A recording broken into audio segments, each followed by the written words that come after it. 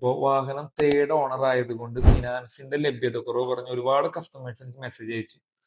Third owner, fourth ഓണറിലൊക്കെ finance കിട്ടാൻ വളരെ ബുദ്ധിമുട്ടാണ് എന്ന് പറഞ്ഞു. എനിക്ക് തോന്നുന്നു ഒരു 2012-13 കാലഘട്ടം വരെ ഈ ഒരു തീമിലാണ് പോയിക്കൊണ്ടിരുന്നത്. നിലവില് തേർഡ് ഓണറിനും ഫോർത്ത് ഓണറിനായാലും ഫിനാൻസ് നൽകുന്ന ഒരുപാട് ബാങ്കുകളുണ്ട്. മെയിൻലി ഫിനാൻസ് എത്രയും പെട്ടെന്ന് ലഭ്യമാവുന്ന 2-3 ബാങ്കുകളുണ്ട്. നമ്മുടെ ഫിനാൻസ് കോർഡിനേറ്റർ ആണ്. നമുക്ക് ആളോട് ചോദിക്കാം. നമുക്ക് പെട്ടെന്ന് ഇപ്പൊ ഒരു തേർഡ് ഓണർ, ഫോർത്ത് ഓണർ വണ്ടികൾക്കൊക്കെ വളരെയധികം ഫിനാൻസ് കൊടുക്കുന്നതായ ബാങ്കുകൾ ഏതൊക്കെ ആയിരിക്കും?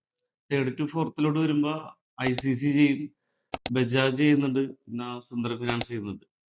ഞാൻ പറയുന്നത് നമുക്ക് തേർഡ് ഓണർ വാഹനങ്ങൾ ഫിനാൻസിന്റെ ഒരു ലഭ്യതക്കുറവാണ്ട് കിട്ടാണ്ടിരിക്കേണ്ട ഒരു പ്രശ്നമില്ല ശരിക്കും പറഞ്ഞാൽ, അല്ലെ? അതെ അതെ അതെ. അതായത് മാക്സിമം ലോൺ പ്രൊവൈഡ് ചെയ്യുന്ന ബാങ്കുകളും ഉണ്ട്, ഒരുപാട് ബാങ്കുകളും ഉണ്ട്. ഒരുപാട് ബാങ്കുണ്ട്. അപ്പൊ ഞാൻ ചോദിക്കണത്, ഇപ്പൊ നിങ്ങളുടെ ഒരു വാഹനം തേർഡ് ഓണർ ആയതുകൊണ്ട് വിൽക്കാൻ മടിക്കുന്നതോ അല്ലെങ്കിൽ തേർഡ് ഓണർ വാഹനം എടുക്കാൻ മടിക്കുന്നതോ ആയ യാതൊരു പ്രശ്നവുമില്ല. കാരണം ഇതിനൊക്കെ ഫിനാൻസ് പ്രൊവൈഡ് ചെയ്യുന്നുണ്ട്. ഇനി ഈ തേർഡ് ഓണർ വാഹനം എന്ന് പറയുന്നത് സെക്കൻഡ് ഓണർ ആയിരുന്ന സമയത്ത് ഞങ്ങൾ കൊടുത്തൊരു വാഹനമൊക്കെ തന്നെയാണ് തേർഡ് ഓണർ. ഒന്നല്ലെങ്കിൽ അവർ എക്സ്ചേഞ്ച് എടുക്കാം, അല്ലെങ്കിൽ പുതിയ വണ്ടി എടുക്കാനായിരിക്കാം. ഇവ കാര്യങ്ങൾ കൊണ്ടുണ്ടാവും. വണ്ടിയുടെ ക്വാളിറ്റിയാണ് നമ്മൾ മെയിൻ ആയിട്ട് നോക്കേണ്ടത്.